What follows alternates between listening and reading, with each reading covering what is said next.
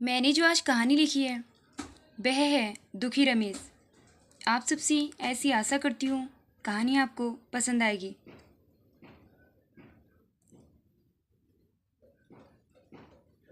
एक रमेश नाम का व्यक्ति था। वह अपनी पत्नी और दो बेटों के साथ एक गांव में रहता था। रमेश के पास खेतों की थोड़ी ज़मीन थी। वह उसी ज़मीन में काम करके अपने परिवार का गुजारा करता था।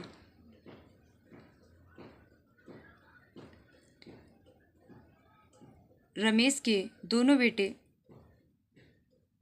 दिन भर पढ़ाई करते रहते थे। रमेश कभी भी बीमार होने पर अपने बेटों से छोटे बड़े काम को बोल दिया करता। दोनों ही बेटे सुनकर अनसुना कर देते थे।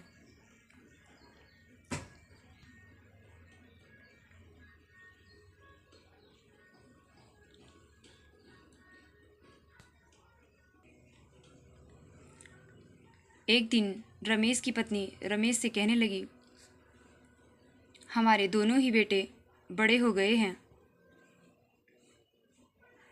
और दोनों ही अपने पैरों पर खड़े हैं। अब हमें अपने दोनों ही बेटों की शादी कर देनी चाहिए। और वैसे भी अब हम दोनों तो बूढ़े हो गए हैं। अब मैं खाना भी नहीं बना पाती हूँ। बहुएं आ जाएंगी तो खाना भी बना हुआ मिलेगा और बहुओं के आने से बेटे भी सुधर जाएंगे। रमेश को अपनी पत्नी की बात ठीक लगी और रमेश ने अपने दोनों बेटों की शादी कर दी।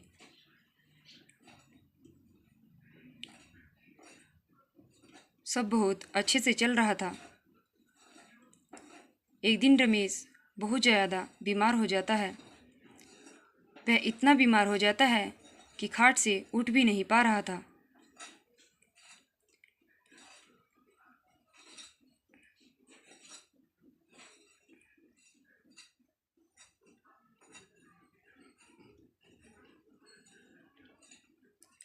रमेश की पत्नी ने रमेश से कहा,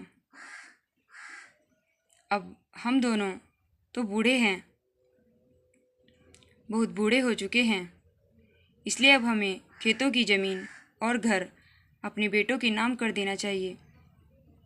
रमेश ने खेतों की ज़मीन और घर अपने बेटों के नाम कर दिया।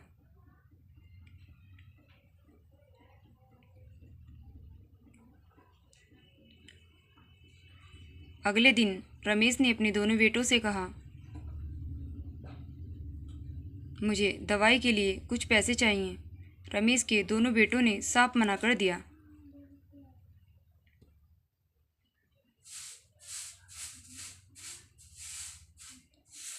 बहू ने कहा, कल कमरा खाली कर देना।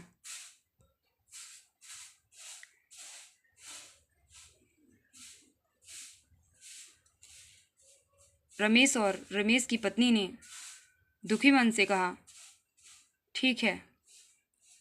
रमेश अगले ही दिन अपनी पत्नी को लेकर वह एक किराए के घर में रहने लगा।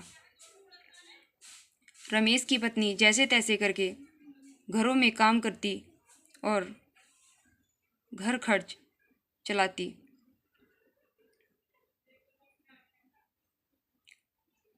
घर खर्च उठाती।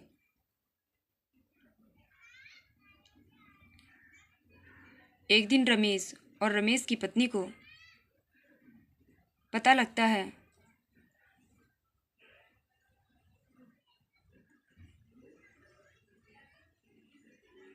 कि रमेश के यहाँ बड़े बेटे के यहाँ पोता आया है। वह बहुत ज़्यादा खुश हो जाते।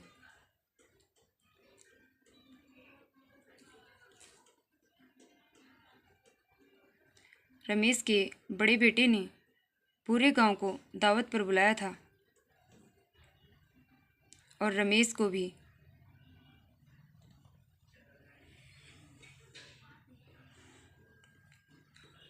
रमेश अपनी पत्नी से कहने लगा, हमें दावत मिले या ना मिले, बस एक बार पोते का मुंह देखने को जरूर मिल जाए।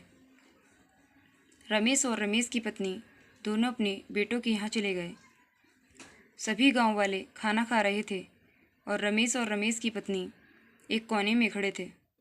सभी गांव वाले पूछ रहे थे कि आपने खाना क्यों नहीं खाया। रमेश की पत्नी कह रही थी कि पहले हम अपने पोते का मुंह देखेंगे। रमेश और रमेश की पत्नी जैसे ही घर के अंदर गए, पोते को देखने के लिए बहू ने साफ इनकार कर दिया। पापा, आपको पता है ना, आपकी बहुत ज़्यादा तबीयत खराब है, मेरे बेटे को बीमार करोगे क्या? रमेश को यह बात सुनकर बहुत ज़्यादा दुख हुआ और रमेश रोने लगा। वह दोनों, रमेश और रमेश की पत्नी दोनों आंसू पोंछते हुए घर आ गए।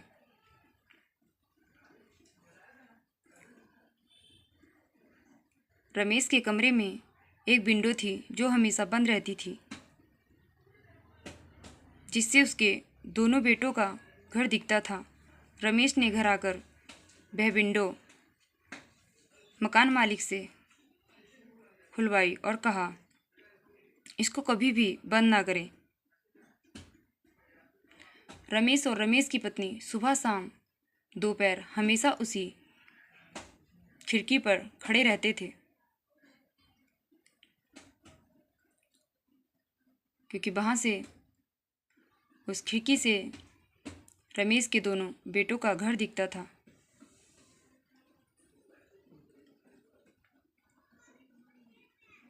रमेश और रमेश की पत्नी इसी आस से रोज खड़े होते थे कि कभी तो उनका पोता दिखेगा, लेकिन कभी भी ऐसा नहीं हुआ। एक दिन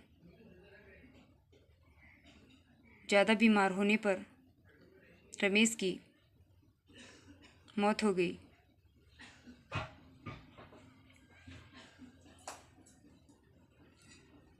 अब कुछ दिनों से रमेश की पत्नी की भी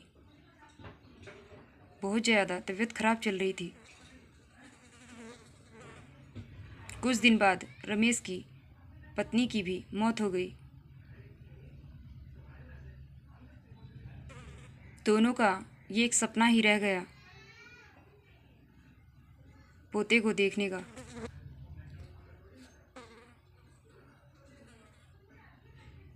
एक बार कहानी ज़रूर सुनें और मुझे कमेंट में लिखकर बताएं आपको मेरी लिखी कहानी कैसी लगी। ऐसी और भी मेरी लिखी कहानी, कविताएं, शायरी सुनने के लिए मेरे चैनल को सब्सक्राइब करें। मैं आपकी लक्ष्मी रानी।